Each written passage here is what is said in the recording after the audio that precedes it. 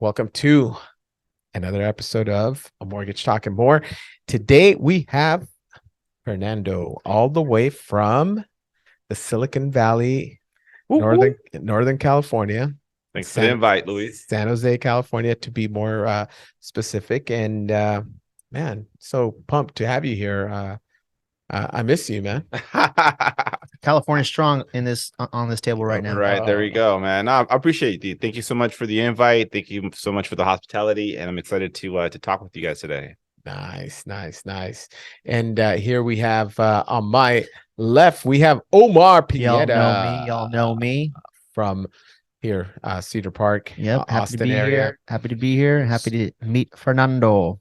So for now, I'm sorry.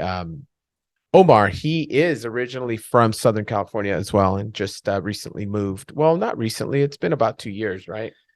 2 years for counting Austin, 5 years for talking Texas. Oh, that's right. Yeah. He was, oh man, Fernando. He'll tell you his story right now, but he worked in the oil field. Oh, wow. Which it's not fun. Well, I don't want to be mistaken by I will definitely not a oil tycoon. What do you call it? Oh man, it was on the tip of my tongue. But when you say it like that, my mind takes me to I'm on the rig covered in oil, having this pipe wrench trying to fix something, which that wasn't me. I worked for a sand plant in West Texas. We were still in the fracking industry, oil and gas industry. But that's what really prompted my move from California after being unemployed for over a year. Wow. Did not find any work. West Texas answered the call. They were hiring like crazy. Permian Basin was blowing up, and it still is. It's Atlas Sand was the company, and I was doing all their supply chain management stuff because it was a brand new startup. That whole area of West Texas was exploding at the time, and I was one of many plants that were out there. Yeah. Would you have moved anywhere that would have given you a good job? Is that how you looked at it back then? In the very beginning, I was adamant about staying in California home. Okay. But then after a year, I was like, okay, I have to broaden my horizons. And well, the act in of itself of moving was never an issue because I had traveled before, military. So, but the preference was to stay at home. But then after the year, I was like, okay, I got to go wherever I can go. And Texas was it. And it was other factors like in the oil and gas industry, you get paid well. Yeah. I pretty much didn't have any cost of living expenses because they paid for everything. So it was a good way to save money and to just get back into the workforce. So that one thing that was great about that job too was just the schedule. Okay. It really allowed me to explore Texas because we worked for 2 weeks straight and then get a week off. Oh, wow. And that was a rotation I did that for over a year. So I got to check out all of Texas, and then I knew Austin was where I wanted to really plant and make some roots and be here for the foreseeable future. Yeah. And then the real estate kind of hit me my last year. I'm like, okay, I know I could do this.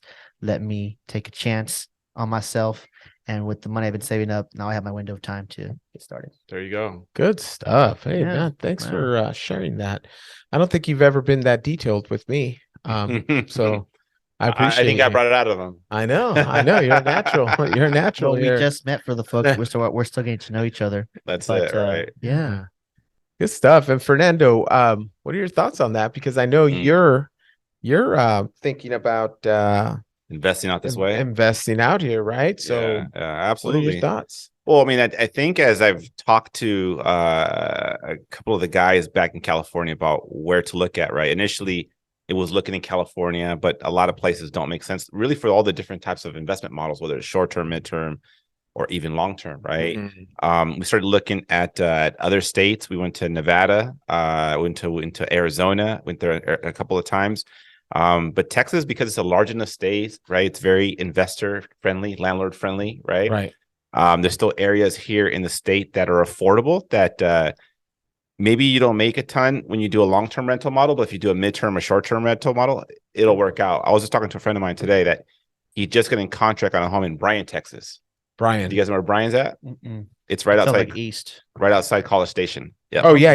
It's about 2 hours away, right? And he's basically a short-term rental property operator. Okay. Manager, right? Manages short-term rentals. So he's identified a lot of markets out here that are good for short-term rentals. Like College Station is one, and New Braunfels is another. New Braunfels. Yeah. That's beautiful. Actually, So what I've done is I Braunfels. rented a Jeep, and for the next 5 days or so, I plan to just drive around to areas that are within about an hour and a half of Austin, and take a look and see what we can do with that. Very cool. What are your thoughts on that, Omar? Because I know you've been driving around a lot and exploring, Well, especially the just that new kind of construction. corridor between in South Austin, right? Mhm. Between Austin and San Antonio, you have New Braunfels. You have all this lovely, like all the rivers and just there's so much undeveloped land still there. And I think I checked this last week. Everything is like in the median home range of like $1 to $300,000. And that's just single family homes. I wasn't even looking at empty plots of land. Yeah. So that could Wow. probably be even, I would imagine, still in the six figure, but not nothing Mhm. because you don't have any real property there. But that whole area is just it's definitely going in that direction. There's no doubt about the amount of development that's going to happen in South Austin, especially because they're trying to. This is not set in stone by any means, but you know how in Dallas area they have like the Metroplex. We have Arlington, Mhm. Dallas, and Mhm. I think one other major city there, Fort right? Worth? Fort Worth. Here they're thinking about the same thing with Austin, Mhm. San Antonio, and then whatever that third one may be. Mhm. But we're Hmm. still kind of close enough, right? If they made something in the middle between San Antonio and us, Mhm. we could be the next Metroplex, you know, Right. and we have the space, Mhm. and the demand is definitely growing in that What- direction. Why do you think the demand is up, especially in this area? Oh man, all the businesses coming out here, Yeah. big time. And like Like- Samsung, Tesla, especially the semiconductor industry is huge. Aerospace is popping off. Not is trending upward. I know we have Firefly out here, but I would love to see because they're all in Dallas. All the big companies like Boeing, all their headquarters are in Dallas. They don't have anything in Austin yet. If they do, it's something really small. But when I look at just population density, right? I love looking at the numbers because being from California, they're just so drastically different. Mhm. And like if we keep pace of how Austin is growing, it could definitely be in Los Angeles in the next 20 years, right? Mhm. Oh man, I don't want that. Well, That's why I moved here. I don't think it would get to that level because we don't have the weather like in Los Angeles or the beaches like in Los Angeles or some of the other reasons people want to live there, right? So I think you guys, for example, here in Austin, it's getting busy and a lot of people are moving to here, Mhm. but I don't think it'll get to that level.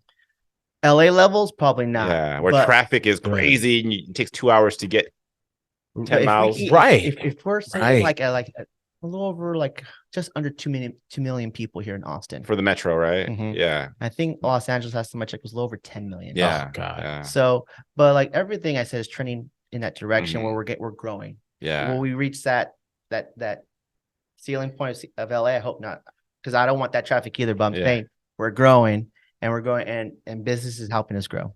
Yeah, and I don't think it would happen here, especially because I know the LA area is landlocked. I mean, there's Mhm. nowhere to build. You got a mountain, you have mountains on one side and then the coast on the other. So People are going east, man. So- They're going all the way to like Riverside County and I want to say with technology the way it's growing, meaning that the workforce has shifted from having to live in the city nearby Mhm. close to work to now you can live maybe further out because technology being more remote, that the Mhm. pandemic changed a lot of that kind of, I guess, perception to that. yeah. I think there's definitely certain jobs you don't necessarily need to come in person. So what does that do? It frees up maybe cheaper real estate to go Absolutely. outside the city, because that's the especially for my generation, the assumption was like we want to continue to live near the city because Mhm. most of the jobs were. Right. That's where the heavy influence of construction was. But now that's changing with the pandemic and remote work maybe gaining popularity. So hopefully that might, The only thing I'll say about that has been a regression lately, where now companies are making people go Yeah, back to the I've office, heard. right? So what I've heard this too is now companies, say for example, if you work for Apple, I heard this recently, they actually need you to send them a signed lease in the area or that you're in contract to purchase a home. So no longer can someone live in Idaho and work for Apple or for Facebook, Meta now. So that I think is also going to be a little challenging unless the company actually moves their headquarters or some type of like office to the area. Yeah, 100%. Yeah. 100%. You know what's funny to that? Because like when I hear about people, because that's gonna be, I think, a way to attract talent. Right? It's like they're gonna have some type of policy where it's like you maybe can have that option to work from home after you maybe been with the company for so long. But point being, like that's gonna be a way to attract talent. Yeah. And I also have been seeing companies take a stance as far as, because there's definitely certain skill sets where I don't think you need to be in person. So it's maybe certain industries that'll affect more than, I would say test the gigafactory where you need to be on the line to put these cars together. Like that wouldn't make sense. But there is something, maybe a niche market still there. But I saw the same thing. Yeah. They're now they're putting their foot down of like coming in that's what I wanted to say. Yeah. I don't think people's objecting is to go to work. They're just objecting to like the amount of commute time, traffic to get to work. Right. And I know in LA is like 2 hours, but here I think anywhere between 30 minutes to an hour, depending on where you're going. Yeah. I mean, we can get from here to Austin, downtown Austin in like what, 35, 40 minutes without traffic. Yeah. With traffic, we could still take like the 130 that toll and still get there. Yeah. So it's just as much. It flows much more manageable here. Still. And then the highways here they're like double wides, like triple wides, and they're clean too. Yeah. Oh, that is it. Yeah. That's right. So tell us a little bit about Santa Clara County.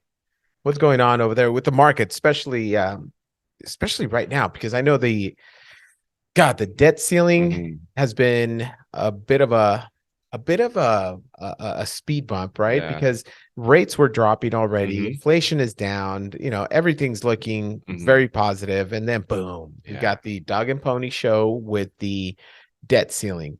So that kind of stalled everything. And I mean, just these last 3 days as they're coming to terms with the debt ceiling, rates have been dropping. And from my understanding, the demand in Santa Clara County was already off the charts, on fire. So now with the lower rates, you're going to have more buyers enter the market, or they're going to be more motivated to jump in.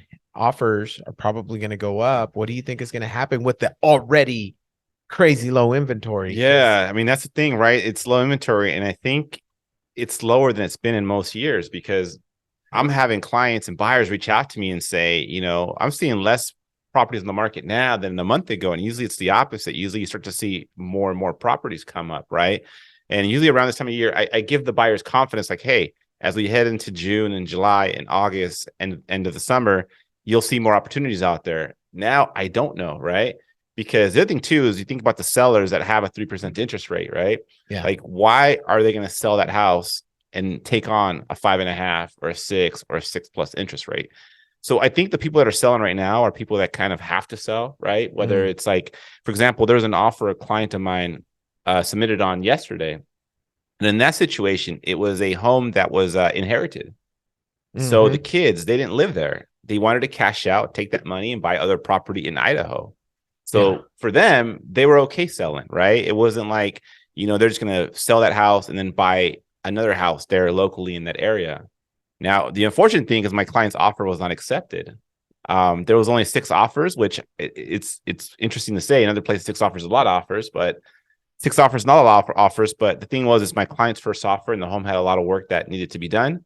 So yeah, ultimately we missed it by probably about $30,000. Wow. Yeah. So there was 8. You said 6 or 8 6. offers? 6 offers.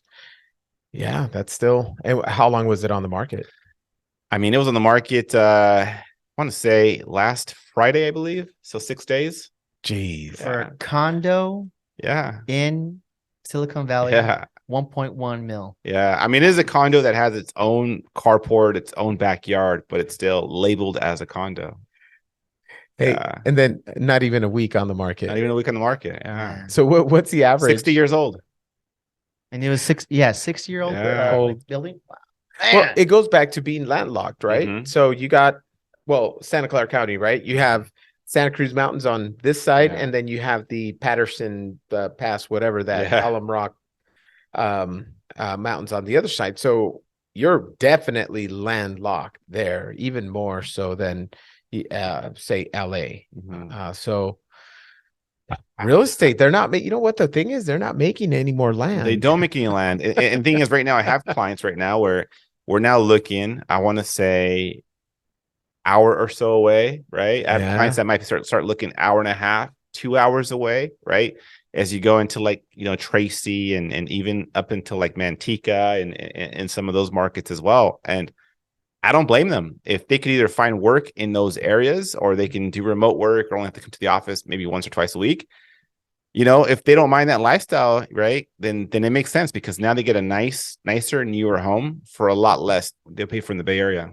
Yeah. Oh, specifically absolutely. Silicon Valley. Oh, yeah. So you mentioned something that was a little intriguing where you have sellers that are staying in their homes because of the low interest rate. So they have that. God, I put some vet, especially VA loans, 2.25% was the lowest coupon I could ever get for a 30-year fix.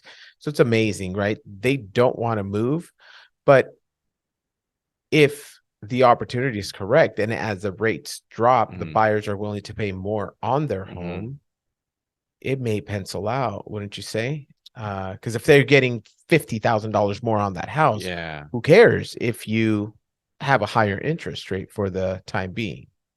Absolutely. I heard it's called being an accidental landlord, right? There are some people that they've already moved out and they intended to sell that property, right? And now with, again, everything that's kind of going on, people in some ways kind of feel stuck with their home, right? Because it's like, okay, if I sell this home and then I buy the next home, now the next home is more expensive. I'll give you an example to kind of to stop circling around a little bit, right? So some of the clients I've been working with lately, their mortgage payment when they bought, say 5, 6, 7 years ago, may have been $4,000 or $5,000, right? Now they're looking at properties where their mortgage payment is going to be $13,000, $14,000. I mean, that's a significant jump from what you used to pay per month to what you're going to pay now. Yes, they can afford it. Yes, when they sell their property, they're going to have some of that equity they can use towards their down payment and whatnot. Yeah. But it's kind of a shock with when you go from paying basically something that you can pay off a week's salary to now something that you really got a budget for. Dang. That's a big difference. Yeah. Omar, what do you think? What are your thoughts on that? Like, I love that we can contrast and compare. Yeah. Because I mean, Austin, it's booming. Yeah. There's a lot of nice properties out here, brand new. You got Tesla, you got all this high tech. What is the median sales price in somewhere like Cedar Park in Williamson County overall? Well, Austin we're still tracking in the low 500s. And that's Park, so 500,000. What do you get? What kind of home? That's a 3-bedroom, 2-bath. How many square feet? I would say like 1,800 square feet. 1,800. But you have like livable space, like 3,000 square feet. So you have some front lawn and some backyard. But because there's just so much new construction happening, new construction is like get the best deals, right? Because all the builders have like the best incentives right now where they're giving you money back for closing costs. They're giving you money back to buy on the rate. All I keep seeing on my email is like 4.999 for new construction, right? If you go with their in-house lender and all that stuff. But I've been seeing an uptick in that, like more of those incentives since we're going into summer. Yeah. Right. Wow. And one thing that resellers have to keep in mind is like they're competing with the new construction. So if you're selling a house and you don't have any incentives and it's almost the same shape, same size, but the builder is offering $20,000, $30,000, $40,000 plus to do however you want to use it. That's what you have to compete with. So you can definitely get a lot more bang for your buck here. I think in East Austin, South Austin, you can still find houses in the $300,000 to $400,000 range. But just like I think we're just kind of talking about primary residences, right? If we're talking about investing, that's a whole other thing that we can really open up with. But for first-time home buyers, just try to get in the game, right? Where you have something saved up. I think Austin, anywhere, especially Austin, because like that's where the demand is for job growth. And just if you're a California transplant, it's such an easy transition to be in Austin. I would say any major city, but Austin particularly because there's just so many of the, I don't know, just the ethos and the same language, lifestyle, language. It's the same. Yeah, it's very similar. But and that's why I think I found it so easy to live here and still be here. because it's an easy place to live. And let me tell you, when Omar first moved here, he was about 8% body fat. He was ripped. He had like an 8-pack, and It's actually fatter, I think. the food, Well, the food, like, yeah, me too. Like, yeah, Oh, I man. gained like 5 pounds. In 5, the 10 last pounds. 24 hours, I think I've had like 5 tacos, 2 burgers, pizza, beers. It's so It's gonna good. be all dude. bad, man. oh man, you haven't even thrown barbecue in the mix No, yet. no. So you gotta Uh, get some Texas barbecue in there. Wow. Yeah, black. What is it? Black. There's one closer. And if you guys want to pig out Salt Lick right here in Georgetown, that's all you can eat barbecue. If you All you wanna can pick- eat. Yeah. And it's good too. But if you want to go to Fredericks, I think that's what we're talking about. Fredericks, I think Okay. is downtown. It's like that's the only thing. It's like all like the really happening barbecue Yeah. places, like 2-hour wait. Mm, Minimum. Yeah. I don't like that. I mean, I'm sure, and I'm sure it's good, but 2 hours to wait for anything, no, thank you. It's almost as bad as Chick-fil-A. Where did we go last year? Yeah, Chick-fil-A gets bad too. That's the one I was trying to. What was it called? Is it Fredericks? No, it's downtown. Downtown? Downtown Austin. Black something. That's Top, black. Yeah. When Okay, I Edwin can't was here last, we went to 3 different barbecue places downtown. Uh-huh. They were either 2-hour long waits or like this, or they weren't even. They already stopped selling this certain type of like brisket. So like, what's the Because they point? sell out. Yeah. Yeah, because they make so much and they sell out. Oh. And I'm like, And it's like cafeteria style, right? It's just chopping it. Next thing on here, Yep. chopping it on there. well, at my place, Salt Lake, that's how they. It's good. They have a big pit, and Uh-huh. you get attended to really quickly. Hey, So, there's there. this food truck right there off Mopac. It's northern Austin. Mhm. They do beef cheek brisket, or let's see, what is it Cheek. called? Smoked beef cheek. Mhm. Okay. And it is incredible. I don't So think I've had cheek. they smoke it for like, I don't know, 20 hours, really slow cooked. And it has that smoky flavor, but it's beyond tender. And beef cheek is typically very fatty, and Oh, it just melts in your mouth. It's so good. Yeah. I don't know why I'm talking about food, but I'm you'll getting find, hungry. You'll find plenty of that here. And Yeah. plenty of choices. But that's cool. So you're looking for an investment, possibly. Yeah, anywhere. in I'd Austin say area. myself and a couple of buddies right now. I would say anywhere really like Is it in the short-term rental space, or that's probably short-term or midterm rental. Yeah. Midterm. Yeah. I'm studying up on that. That's gonna be the next big. Yeah. Right. I've been learning about that. What are your thoughts on that? Because I know it targets like traveling nurses and that kind of. The good thing too is because, like you had mentioned, right, with short-term rental, there's a lot of regulations now. A lot of cities are cracking down on it. Hotel occupancy. Yeah, Right. making it difficult, right, to run a short-term rental business. But with midterms, because people are staying here for 30 days or longer, there usually isn't the same restrictions, right? Mhm. So Mhm. yes, your target could be medical professionals like nurses and doctors that are traveling to the area, or it could be an executive, right, that has to get transferred here to one of the companies you had mentioned earlier. They're here for 3 or 4 months before they purchase a primary house. And then the other option could be sometimes there's situations where people would get displaced because of insurance. So there was a That's fire, right. there was some kind of disaster, or something took place, and that insurance company will place you in a midterm rental for the time being.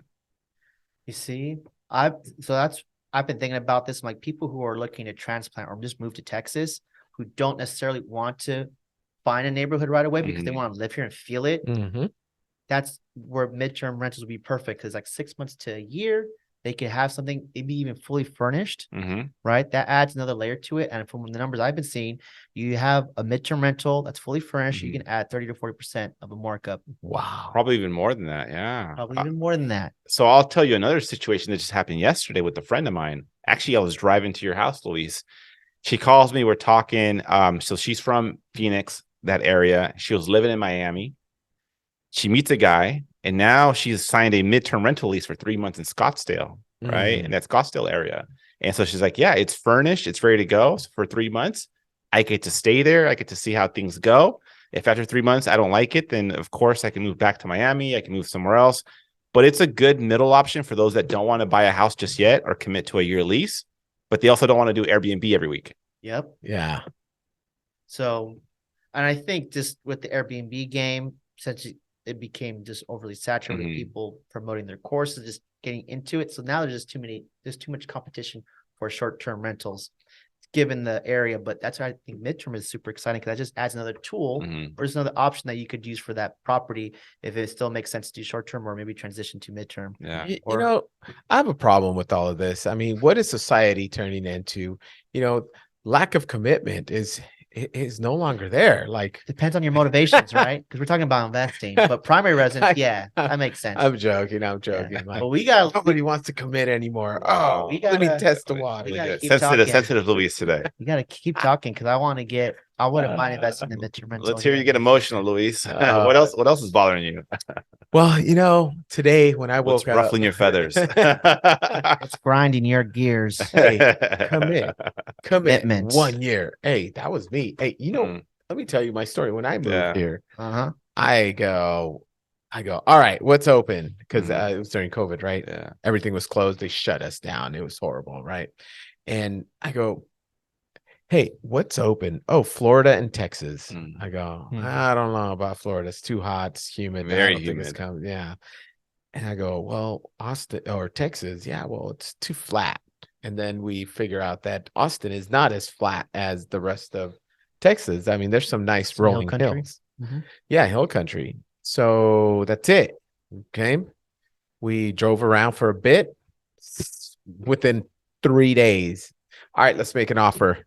That's so crazy fast. And that's it. We head back. And then I go, all right, let me set an alert on Zillow. As soon as a rental pops up within, you know, a 1 mile radius, boom, I got the alert. I still remember that Friday afternoon or evening. I was driving home back to Morgan Hill and bing, I pulled over, filled out the application right there, sent it, $1,000 deposit, sent it. By the time I got home, you're approved and we are considering your lease agreement. Are you available for a phone call? Yeah, I called. They said, cool, we'll ratify it later this afternoon. Just like that. See, no pictures posted on I think, and Zillow. I think you're the majority of people. Boom. 3 months or 2 months, not even, but 7 weeks later, everything was already moved. So, yeah, commit. Just do it. Have you moved to a different state before? I have. In your So, adult- yeah. So I went to school in San Diego. Then I moved to Vegas. I actually lived in Vegas twice. That's right. So- That's right. What school in San Vegas. Diego? San Diego State. What up, Aztecs for life? You're Aztecs? I'm Aztec, yeah. Oh, yeah. Okay. You went to San Diego State? Yeah, San Diego State. Nice. What a run this year, huh? Yeah. Aztecs. It's all about the Spartans, That baby. was basketball, right? Basketball for college? For San Diego State? College basketball? Yeah, yeah. Yeah. Is that what you're talking about? Yeah, Final Four. Yeah. I was actually showing a house that night, the night of the championship game, but it looks like I didn't miss anything since they got blown out. Yeah. Yeah, but still a hell of a run. Yeah. Very good. Yeah, okay. So you said San Diego and then to Vegas twice. Yeah. Vegas twice. All right. So, but I guess the point I was trying to make with that is that it's not an easy feat to pick up and leave Yeah. and start all over again in a new city when you have no network here. So, Right. But you guys are single and ready to mingle. well, that I'm Right, saying, like, so- if people are watching this from out of state and you're not in Austin, but you're thinking about coming to Austin, like, hey, we know what it feels like to start over, make new friends, start like your whole little, circle of everything. And just one thing I've noticed too, and it's harder as you get older, is because you just stop caring, is like you have to make the effort to go out there again, or to like make your to reestablish your pattern, right? Because how do you make friends when you're an adult? You have to come up with a pattern where you go to the same place over and over again, just like how you would for school. That's how we made school friends as children, because of the school factor. A place you went to every day. So that's how you do it as an adult. It could be a coffee shop. It could be doing something like this where you show up once a week where it's habitual, right? And then that's how you build relationships. Well, it's kind of like that place we went to last night, right? Where they're playing all kinds of sports. And it was like 10 p.m. or 10:30, and they're playing beach volleyball. Crossover? So, Yeah, place dope, right? Yeah. And I'm like, man, that's cool. Just join one of these leagues, whether it's indoor or outdoor I soccer. gotta get in that pickleball thing. Are you doing that stuff? Pickleball. Yeah. I gotta get into that. Yeah. I have, there's my rackets right there, or paddles. Sorry. Paddles. Yeah. That's ping pong or pickleball? No, pickleball. Pickleball? Okay. We should go out there, man. Yeah. I've never played, but Oh, yeah. It'd be fun. yeah. Yeah, we could probably do Oh, it tomorrow. yeah. Actually, my buddies are out there right now. They're out there right now. They'll be there till like 8 p.m. So here's the beauty about pickleball, and it's amazing. So it's kind of like ping pong, but with ping pong, if you drink one beer, Yeah.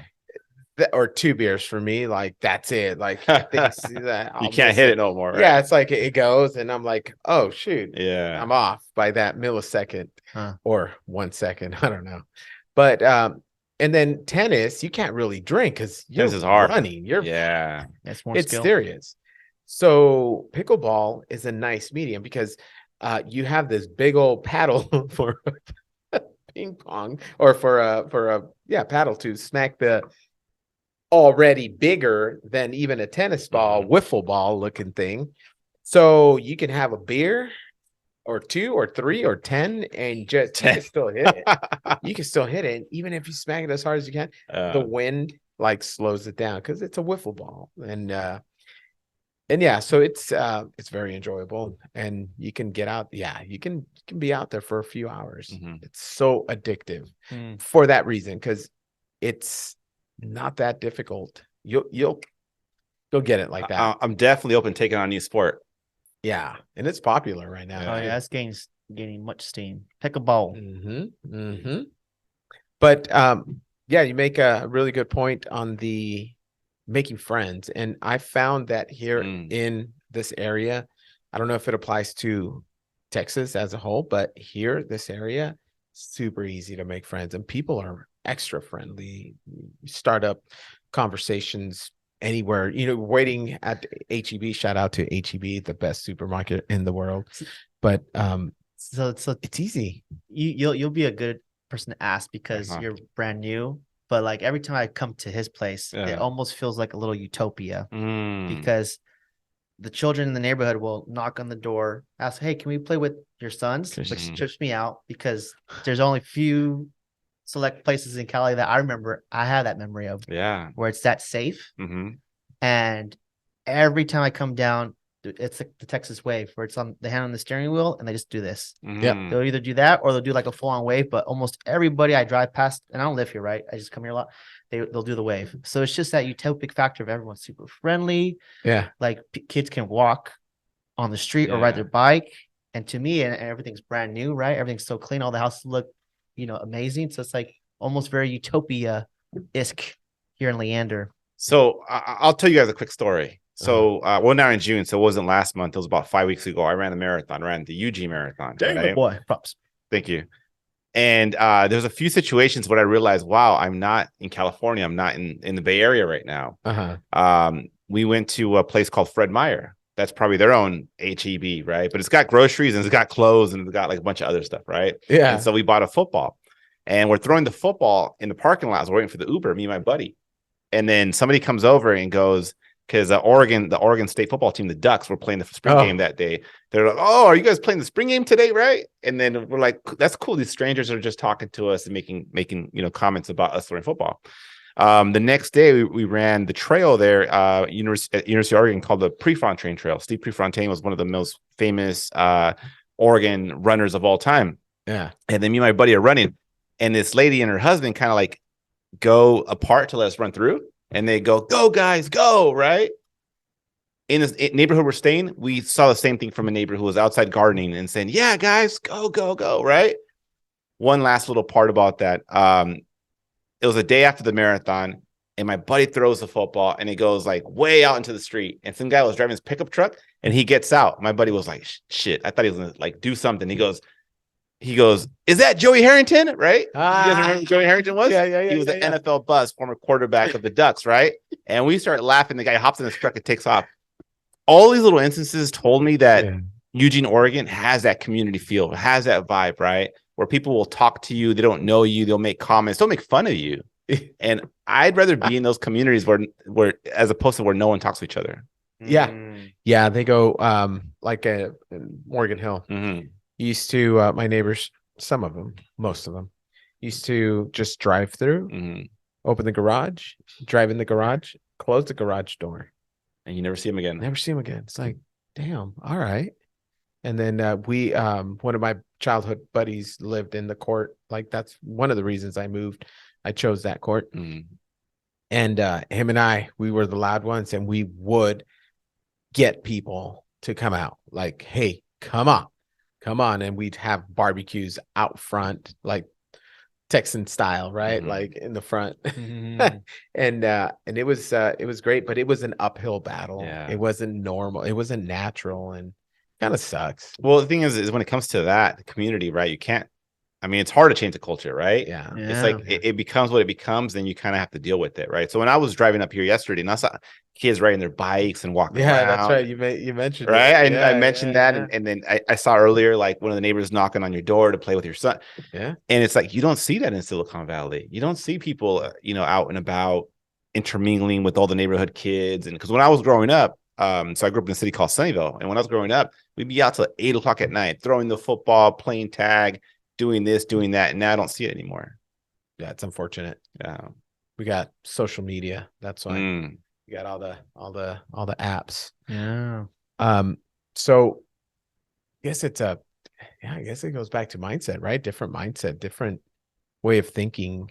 People are more closed off, but that's I don't think it's as healthy as I don't, but I think people take two approaches to life, right? The overall quality of life that they want to live. There was one approach was the hustle, hustle, hustle, and down the road I'll enjoy it, right? Let me accumulate, because Silicon Valley mindset, right? Let me accumulate as much as I can. I get to a point where I'm financially free or comfortable, and then I'll move somewhere else, or we'll take a lot of vacations, and we'll see the world, right? The only thing is, along the way, what are you missing out on, right? right.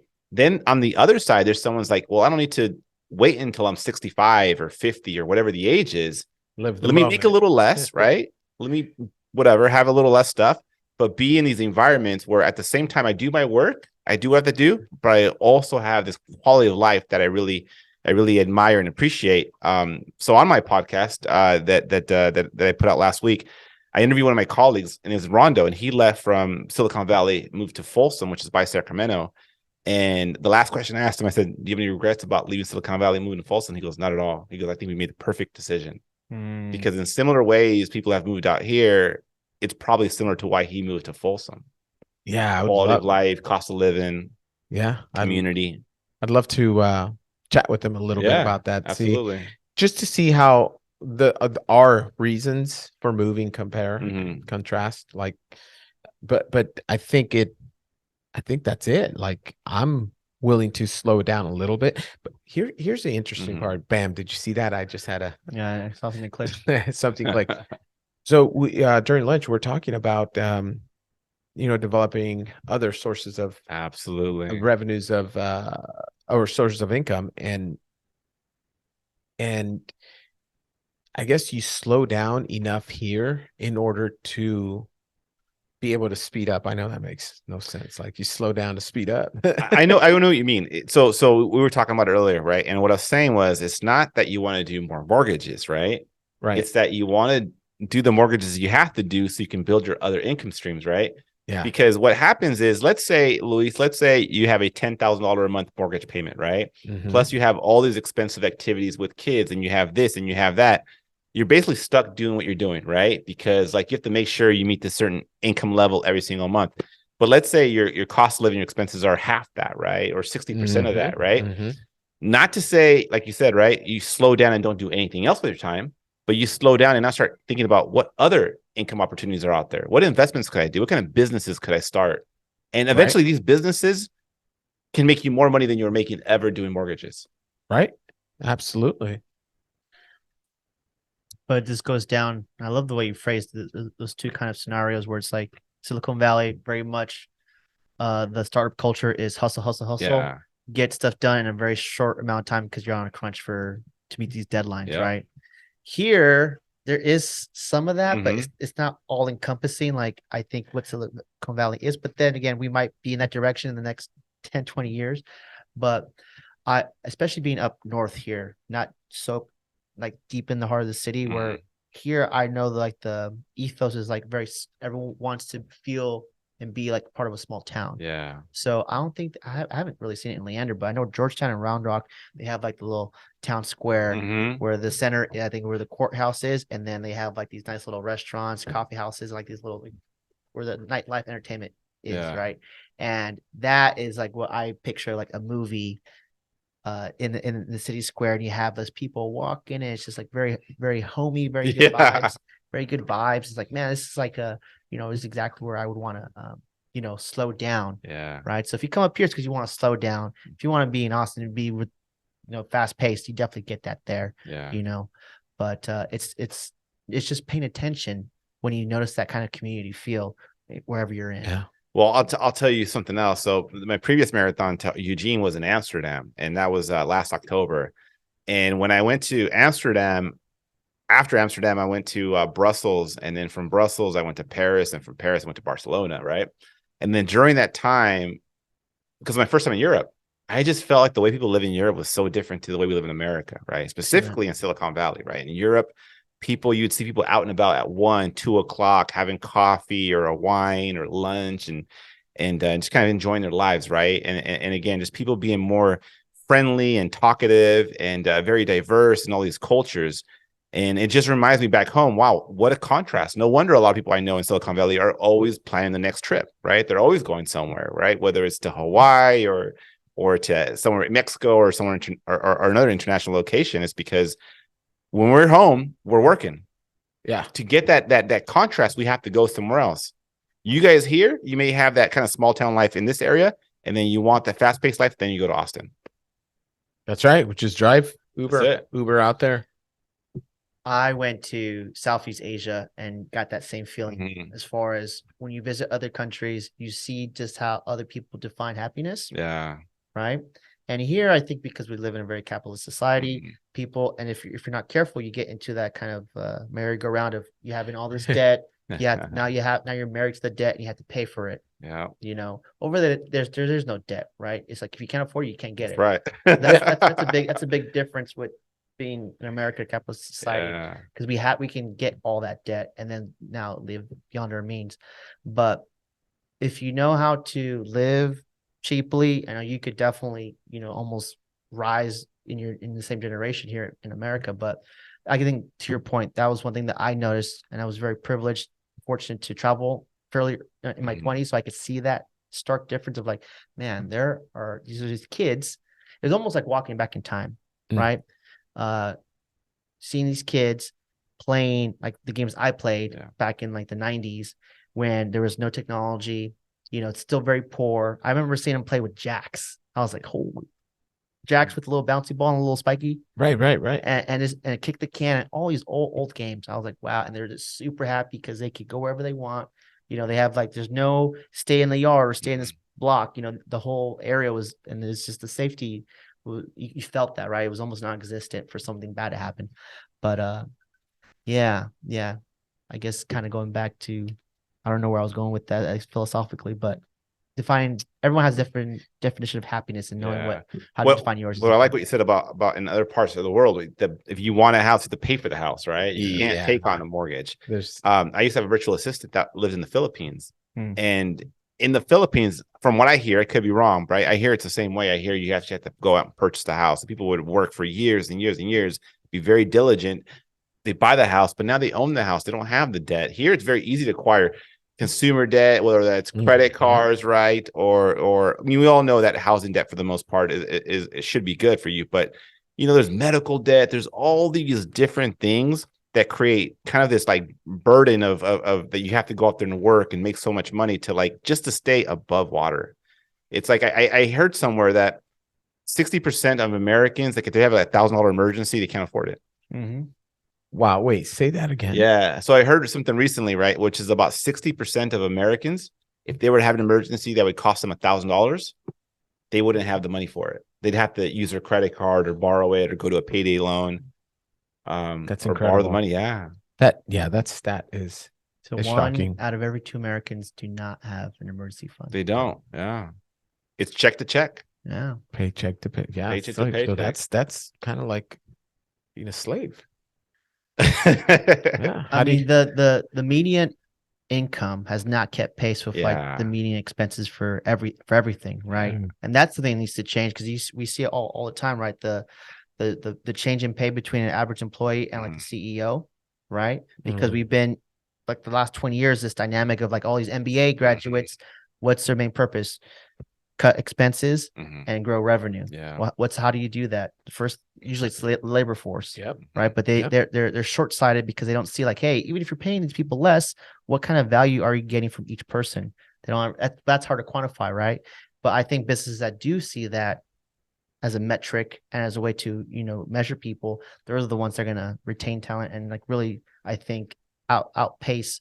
And again, I'm kind of going in a circle here, but like they're paying attention to like the stock, any company that's publicly traded, right? They have to pay attention to the short-term gain of the stock and everything, which I see that point of view, but I'm like long-term picture wise, like you can't keep shortchanging these people and expect them to like, how are you going to live if, like you said, 60-70% of your money coming in is all for bills, and that leaves you with 30% to just do whatever. That's not enough. How are you ever going to get out of that? Yeah, it's not. So what do you think about AI? Let me introduce that. AI is great. Because, well, yeah, but love it. But right now it's booming because all the companies are hiring because they want to set up. They don't want to, fear of missing out, right? FOMO. So they're setting up their AI, whatever they have to do, their structures, so that they can then automate stuff. And what's going to happen with that? You're going to have, I don't think it's going to take layoffs. Well, it's going to eliminate some jobs, but it's going to create new jobs at the same time. And AI is just another tool that you have to learn how to use if you're in business to stay competitive or ahead of your competition, because it's not going away. I love AI. I love using it for all of my marketing stuff and just to help me brainstorm some thoughts. But ChatGPT has been a good tool for me. You know what it kind of reminds me of as well. Remember Blockbuster? Yeah. That's how it got taken down by Netflix. And it was just mail order, right? It wasn't even the Netflix that we have now. So you didn't have to go as a membership or subscription based, and you just send out. I hope they make a comeback. I would support Blockbuster, because I think we're going to go in this full circle moment where like all those things that we had to physically go to, we're going to like doing that again instead of just having the convenience of doing it at home. But they're going to have to add more elements to make it worth it. Yeah. Right. I can see that with malls too. Like I live right next to a mall. Like and I run around it. There's never any traffic anymore. Right. Yeah. But they haven't done anything to improve the experience of a mall than what it was 20 years ago. So they're turning them into pickleball courts. The experience is going to be what drives people to show up. Right. So you have to make it more about the experience, not just the place, because it's intentional for people to get up and go do something with their free time if they have to physically leave their house. Right. So you have to make it very intentional and make that experience worthwhile. Yep. So Blockbuster, how much did it cost back in the day to rent a movie for 24 hours? That was cheap stuff. $3, right? $3. It was the fees that added up, right? The late fees. Okay, so $3. Let's just say $3. And how many movies did you rent a week? That was just like for Friday night. I love Friday night. I just remember spending $20. You get 1 or 2 movies. You get the little popcorn and the little candy. Soda, $20. And soda. That was it.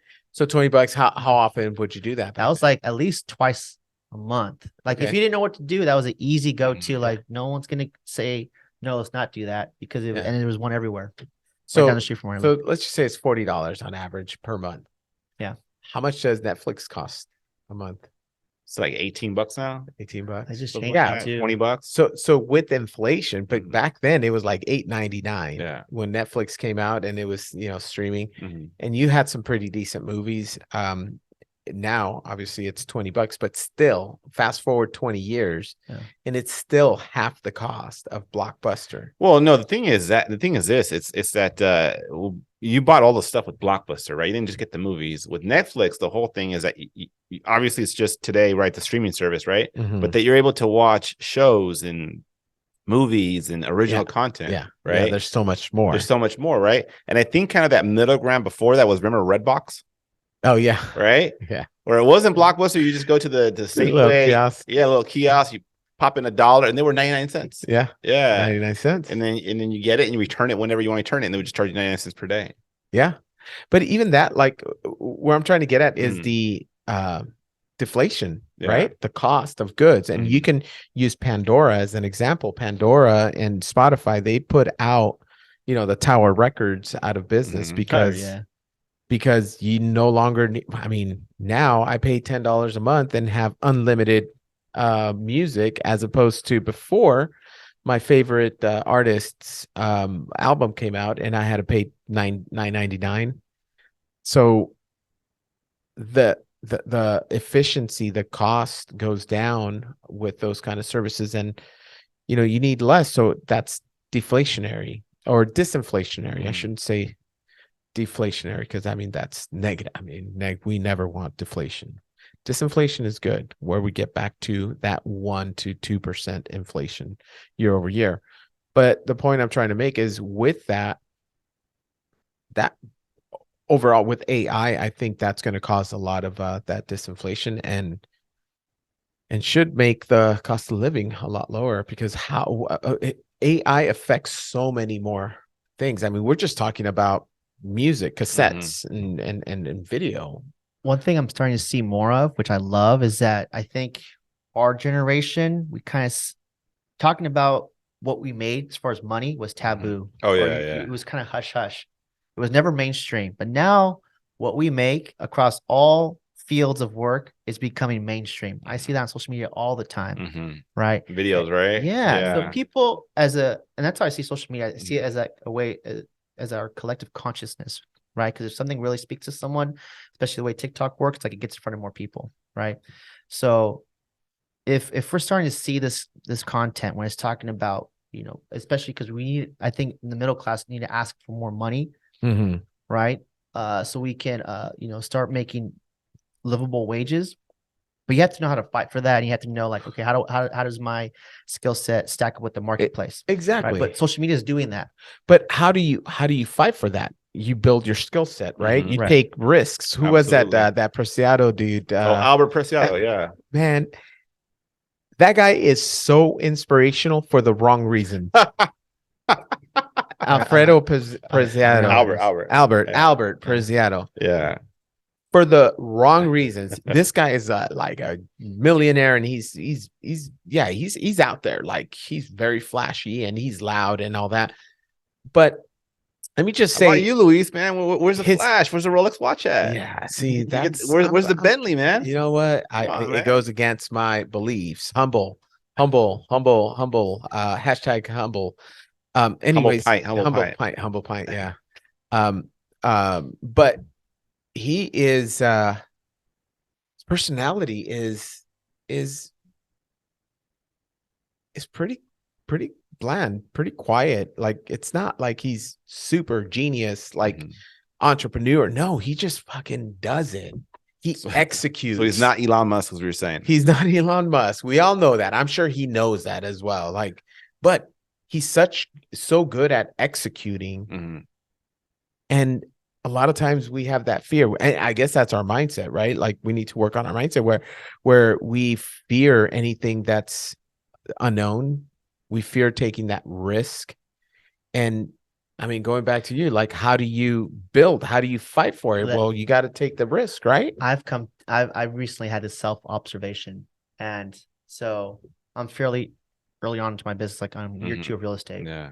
And I know, like, there's a monumental shift about to happen in my world, but I could feel myself still hanging on to, like, the version of myself in days past, years past, because I almost don't want to. So I'm almost like self-sabotaging my future success, because, like, I feel like I'm not ready for it, or I'm like, I'm still hanging on to this guy.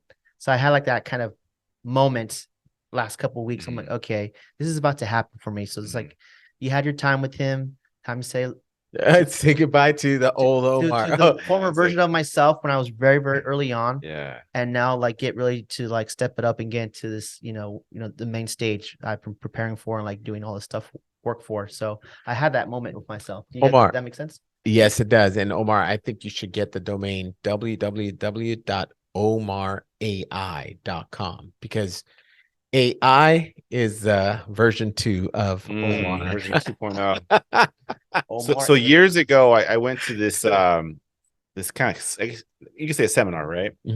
And the guy that was running the seminar, he was telling his story. He used to be in tech and obviously had the career and whatnot. And then I think his mom passed away or something had happened. And then he realized, like, what am I doing all this for? Why am I working this job that I don't enjoy? What's going on, right?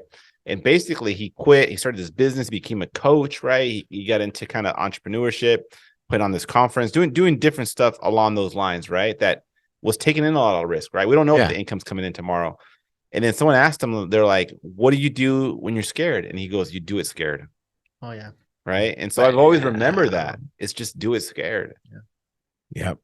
Yeah. Do it scared. Do it scared. Well, yeah. Close your eyes and just see what happens. Yeah. Head down and just rush through That's it. That's it. it. Head buddy.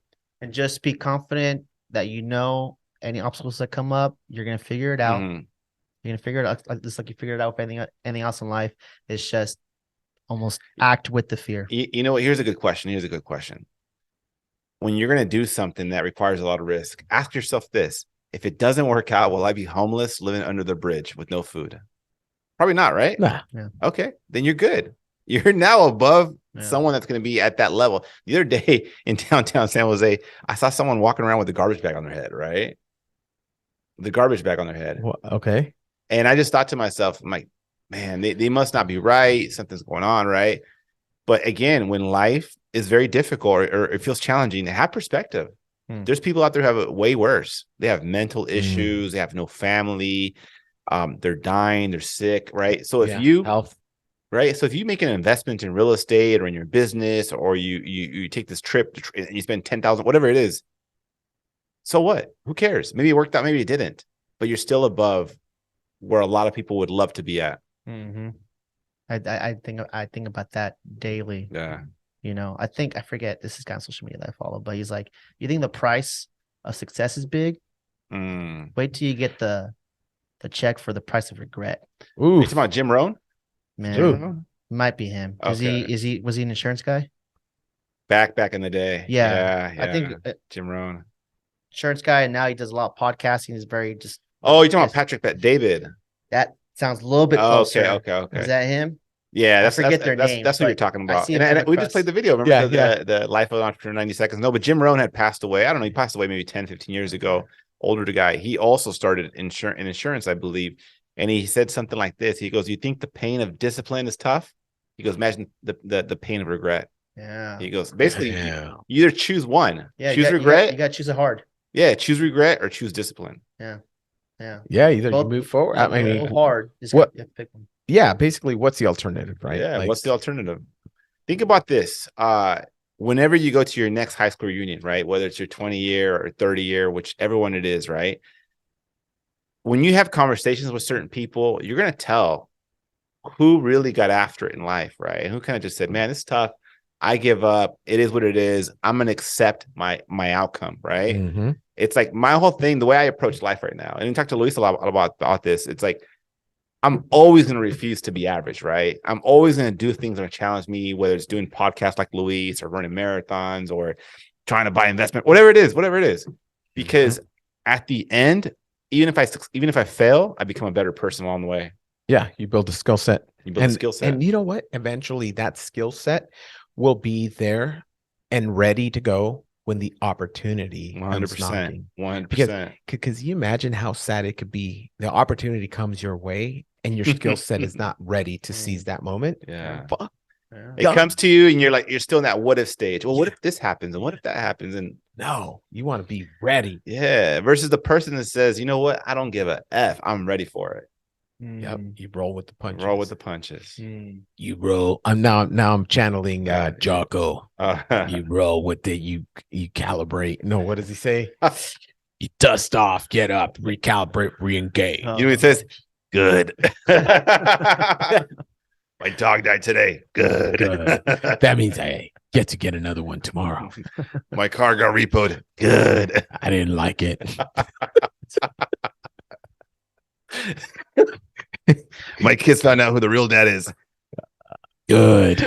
I knew something was off. Anything else? I am I'm unfuckwithable. Oh, there you go. Hey, that's a book, right? Yeah, it is. I read that book. Or a hashtag at least. No. You know who came up with that was what do you got? You got Lux down there? Vishen Lakiani. Yeah. Yeah, right? Yeah. Mind Valley. It. That's it. Bam. That's it. Yeah. The Code of Extraordinary Mind. God, we've read so many books. Like I lose track of the authors. Yeah. Yeah. Yeah. Good stuff.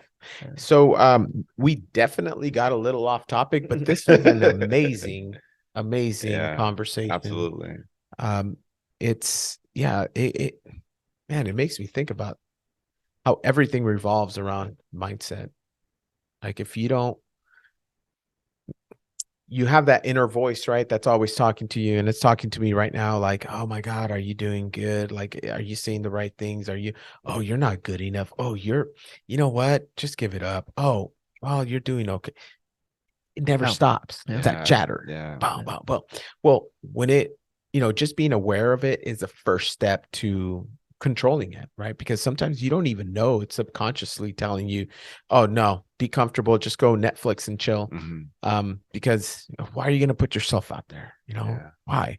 So when you shut that inner voice, I call it the drunken monkey. I forgot where I learned that from. It comes from, like, I believe, a psychologist. There was a book about that. Is it? Yeah. I read it somewhere. Yeah. But yeah, you tell monkey. Yeah, you tell that monkey to sit its butt down. Say, no, are you lying to me, or is this a fact? And if it's lying to you and you see it and you're aware of it, you tell it, hey, you know what? Thanks for the feedback. Just sit down. Like, I'm good. So yeah, it's important to be aware of that. Here are two truths that when I heard it put this way, I'm like, man, it made so much sense. It finally clicked on me. This is like from a biological, like prehistoric as us as a species, right? Subconsciously, we're programmed for two things. One is to avoid pain. Kill and kill. The second one Good. The second one is to seek pleasure. Yeah. Right? So what do I mean by avoid pain? That means we have to delay gratification. Right. And I'm applying this specifically for like entrepreneurship. If you want to better yourself, if there's something in you that wants more from this life, that is asking more of you because you know you're capable, this is what really tied it in for me.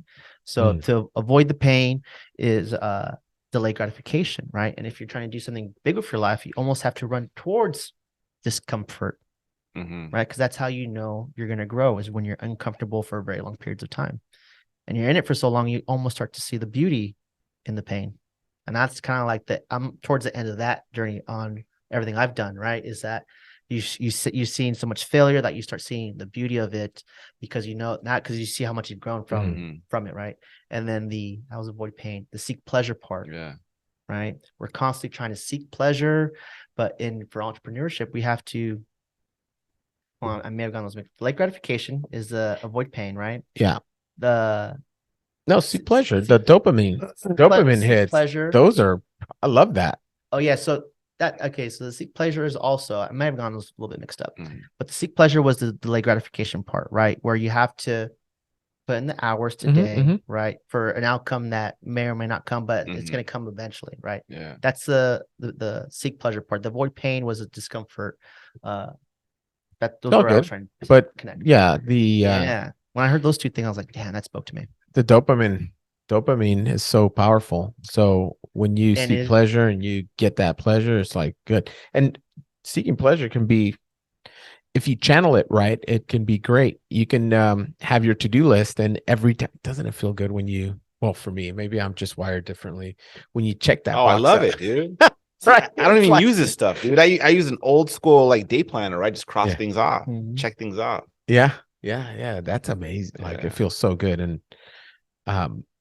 it those little wins every step of the way are what keep you moving, keep you going, keep you motivated. Because motivation tends to wear off a lot of times, but you just have to find little wins. And that's the thing. Remember Zig Ziglar? Right? Yeah. He goes, motivation's like shower, right? Because you don't shower once and then you're showered. You got to keep showering. Yeah. Same thing, motivation, right? You're motivated. It's gonna run out tomorrow. Yep. You know, stay remotivated. What's better than motivation? You know what's better? Discipline. Good. Well, that and habits. You tell me your habits. You tell me your rituals. I'll tell you how successful you're going to be.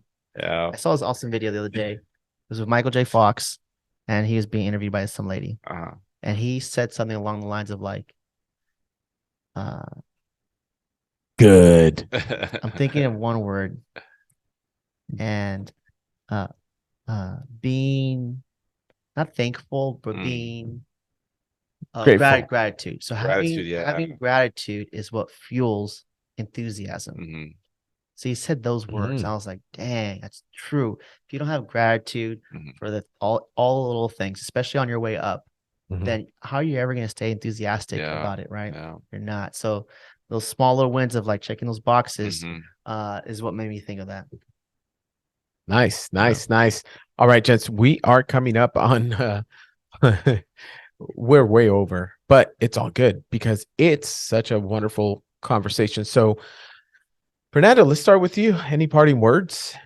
It was a good podcast. No, man, I appreciate the invitation to hop on and talk real estate, talk life, talk everything else. Honestly, man, I really feel with my personal content, Luis, just kind of sharing with you, as I was coming here, when I get back to California, I'm going to do kind of more of a mix of stuff, right? Lately, it's been all about real estate or mostly all about real estate. I'll throw in some running here and there. But I think now I'm going to start talking more about life, more about finances in general. Because I feel like I'm a diverse person. I can talk about a lot of different things. So I don't want to stick and just talk about like, oh, I'm a realtor, so I'll talk about real estate. So that's why I enjoyed this conversation, because we talked a lot of real estate. We also talked a lot about a lot of other stuff. Yep, I agree. Because oh my god, real estate and finance, mortgage. I'm Mhm. mortgage lender. Yeah. Who wants to talk about mortgages? Yeah. Like, it sucks. Well, But sometimes you have to. Yeah, for it's sure. important. It's just how do you important, yeah. connect that with life and real Yeah. estate? And I love how the conversation naturally always kind of gravitates towards like what is meaning of life, like what does it mean to you, Yeah. and how it all kind of ties in together and like happiness. So yeah. Do Good you know who Bedros Keuilian is? Sounds so familiar. Okay, so look him up. He's another entrepreneur, right? Mhm. Big online guy too. So his main business was a fitness business, Fit Body Boot Camp. So he owns the company. Yep. He franchises it out. Now he has 7 companies altogether. And what he said is, because I built my personal brand, he goes, I could sell you anything, right? I won't just sell you Fit Body Bootcamp franchise, and I'll sell you shirts, I'll sell you supplements, I'll sell you coaching, I'll sell you masterminds, on and on and on he goes, because he's the brand, not the company's a brand, right? It's he's a brand, right? And that's the way I'm gonna approach, again, create my own brand and content and social media, everything going forward. Is I want to be able to sell various different things, not just real estate, right? Because to me, that's going to keep life more interesting. And I feel like it fits my skill set more than someone who just does one thing over and over, get up and repeat. Yep. Love that. And that goes along the lines of what we talked about lunch. Yeah. We're looking at different all those different projects. Mhm. One of them is creating a bigger studio to lease out. Yeah. That would be get some bigger space and have multiple studios. So. Oh, I see what you're saying. Like this, Just to set replicating up this setup. replicating this. I already know how to do it, and we do it at a slightly larger scale. Yeah. You put the boxing gloves here. Yeah, I know. Take You those mentioned out. that Yeah. that Las Vegas studio that multiple And these are people that have over 100,000 followers. Yeah, I mean, big influencers on social media and Instagram that use on YouTube that use this same studio. All they do is change some of the props and customize it a little bit to their liking, and that's that. It's a wrap. Because for them, it's probably easier for them to go to a studio, pay someone to produce it, to film it, to edit it, to post it, than for them to have it in their house or to run their own studio. Oh yeah. Oh yeah. Omar, any parting words? No, I'm glad you're here and that we talked about, all these different kind of subjects. I love when the conversation this kind of goes in that direction, and we had a great talk. Love it. If you're moving to Austin, holler at your boy. Yep, love it, love it. Why you trying to sell him a house? That's hilarious. All right. Well, gents, I want to thank you for jumping on. This has been a lot of fun. This one was different for sure. Okay. And on that note, peace out, everybody. Peace. Outro music. Yeah. That was great, man. Yeah, that was fun. Yeah. Hail to the